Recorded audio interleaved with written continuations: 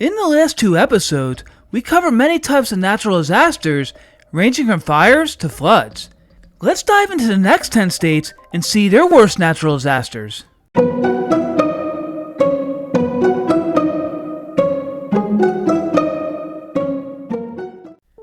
Natural disasters are part of nature, but since humans live on Earth, we are affected by them, and unfortunately, they can be devastating. In this week's episode, we're going to cover the worst natural disasters in the next 10 states, including Massachusetts, Michigan, Minnesota, Mississippi, Missouri, Montana, Nebraska, Nevada, New Hampshire, and New Jersey. Before we begin, if you enjoy geography and earth science, you found the right channel. So be sure to subscribe to my channel, Our World, Our Planet, Our Home, to view more interesting videos. Let's get started. Starting in New England, the coastal state of Massachusetts is susceptible to ocean storms. The Great New England Hurricane of 1938 is often regarded as being the worst storm for the state.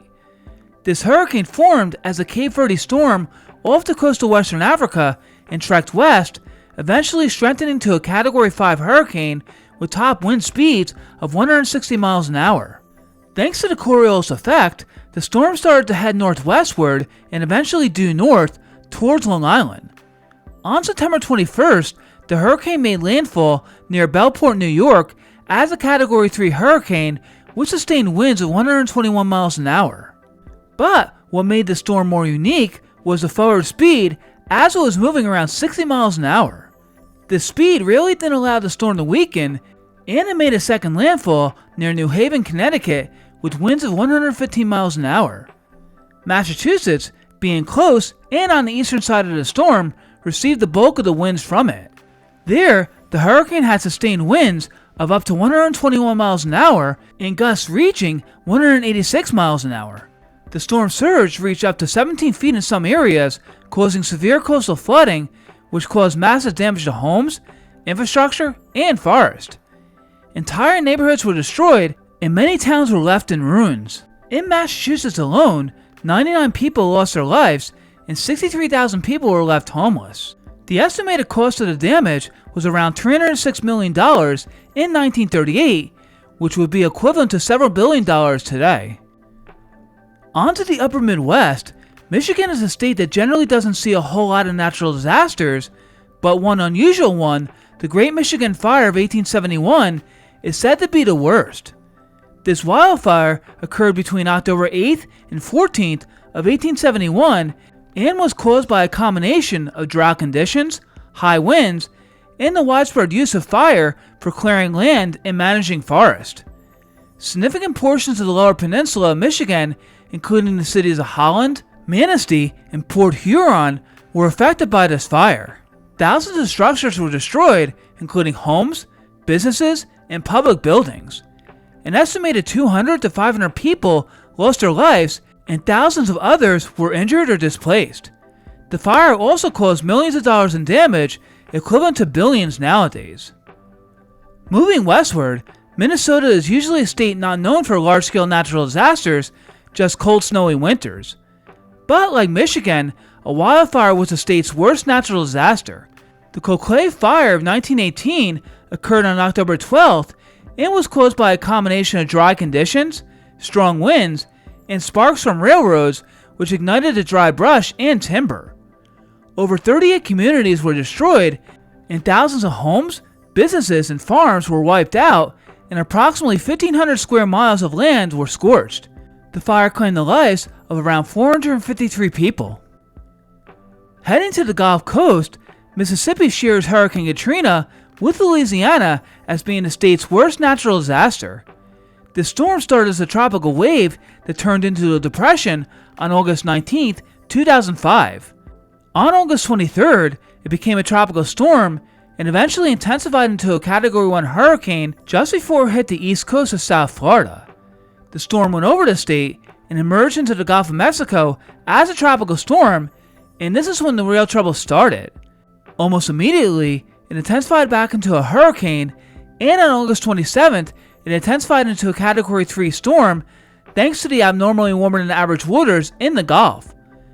On the same day, Katrina strengthened into a Category 5 hurricane with winds of 175 miles an hour and started to trek northwestward and eventually north. Hurricane Katrina made a second landfall on August 29, 2005, along the Gulf Coast of the United States. Widespread destruction of the Mississippi coast of homes, businesses, and infrastructure occurred. Entire communities were leveled and thousands of people were displaced. Although Louisiana had the highest death toll, at least 238 people in Mississippi lost their lives due to the storm. Both Mississippi and its Gulf Coast neighbors are incredibly prone to hurricanes, particularly between August and October. Although Missouri isn't directly located in Tornado Alley, the state does get quite a bit of severe weather, and the worst disaster in the state's history was the Joplin tornado of 2011. This tornado occurred on May 22nd during the prime time of tornado season.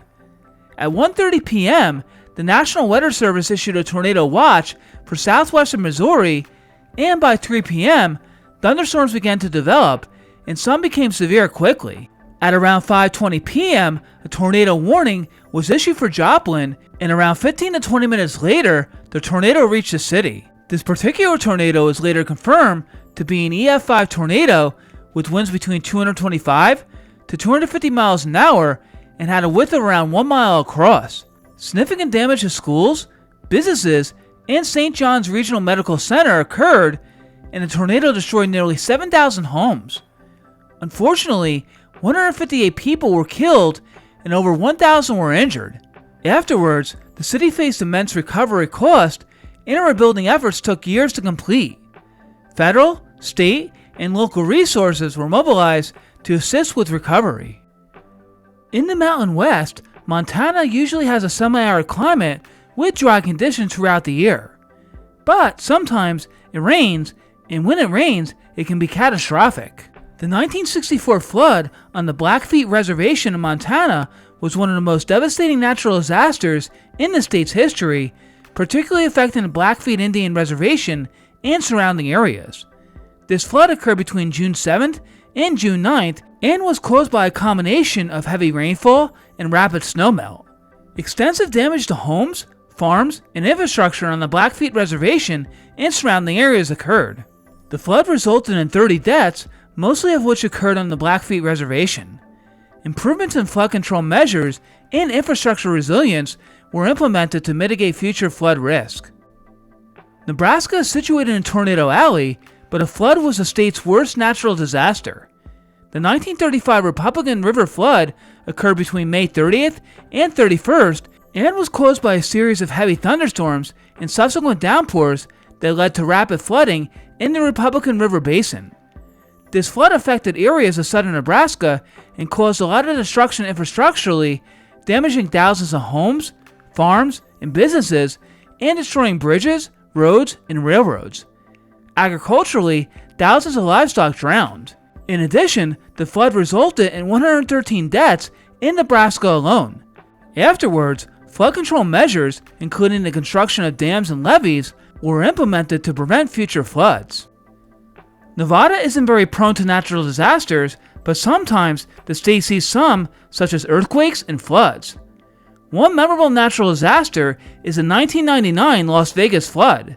The flood was caused by intense rainfall from a thunderstorm. Las Vegas received around 3 inches of rain in only 90 minutes, an extraordinary amount for the typically dry area. The flood caused extensive damage, estimated at around $20 million. Homes, businesses, and vehicles were destroyed or severely damaged. Roads and highways were also heavily impacted, causing significant disruptions to transportation.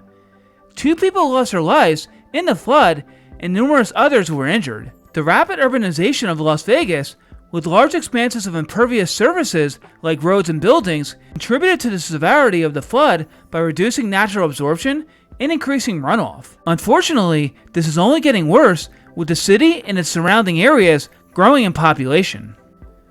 Back to New England, New Hampshire sees oceanic storms, snowstorms, ice storms, and floods. Like neighboring Massachusetts, the Great New England Hurricane of 1938 is regarded as being the worst natural disaster for the state. In New Hampshire, the hurricane brought winds exceeding 100 miles an hour, causing widespread destruction of buildings, uprooting trees, and downing power lines. Thousands of homes and buildings were destroyed or severely damaged. The damage was worsened by the high winds and flooding from the heavy rains. The hurricane caused significant fatalities and injuries across New England, with dozens of deaths reported in New Hampshire alone. New Jersey, another coastal northeastern state, sees occasional tropical cyclones, snowstorms, floods, and even seismic events, as what happened in April of 2024. Hurricane Sandy is often considered New Jersey's worst natural disaster. This tropical storm originated in the Caribbean Sea and trekked northward. It passed through the Caribbean islands of Jamaica and Cuba, weakened a bit, but re-intensified into a Category 2 hurricane. At this time, Sandy also started to make an unusual left turn, which typically doesn't occur with Atlantic hurricanes. This abnormal turn was a result of the meteorological conditions at the time. A strong high pressure was stationed over the northeastern US and Canada, blocking Sandy from heading northeast. Also, a cold front was approaching the coast from the west, and eventually the front combined with Hurricane Sandy, producing a very strong hybrid storm, which was named Superstorm Sandy. On the morning of October 29th, Sandy reached a Category 2 intensity again, but by the evening, the storm started to lose its tropical characteristics. At around 9 p.m., Sandy made landfall just north of Atlantic City, New Jersey, and Brigantine, New Jersey, as a strong extratropical cyclone with sustained winds of 80 miles an hour and a barometric pressure of 938 millibars, unusually low for such a storm. During the next several hours, coastal places located north of Atlantic City recorded very high storm surges, which destroyed boardwalks and homes. Part of Atlantic City's boardwalk was destroyed, and the Seaside Heights boardwalk was severely damaged. Unfortunately, the storm surge in these areas resulted in 38 total fatalities in New Jersey. In addition, millions of residents lost power, some for weeks, due to the extensive damage of the electrical grid. The recovery process included rebuilding homes and infrastructure, improving coastal defenses, and implementing measures to enhance resilience against future storms. New building codes and flood protection measures were introduced to mitigate the impact of future natural disasters. We're done with the 10 states for today. Next week, there will be a break in the series as a state comparison of Kansas and Nebraska will premiere. Tune in for that on Tuesday, October 8th at 8 p.m. Eastern.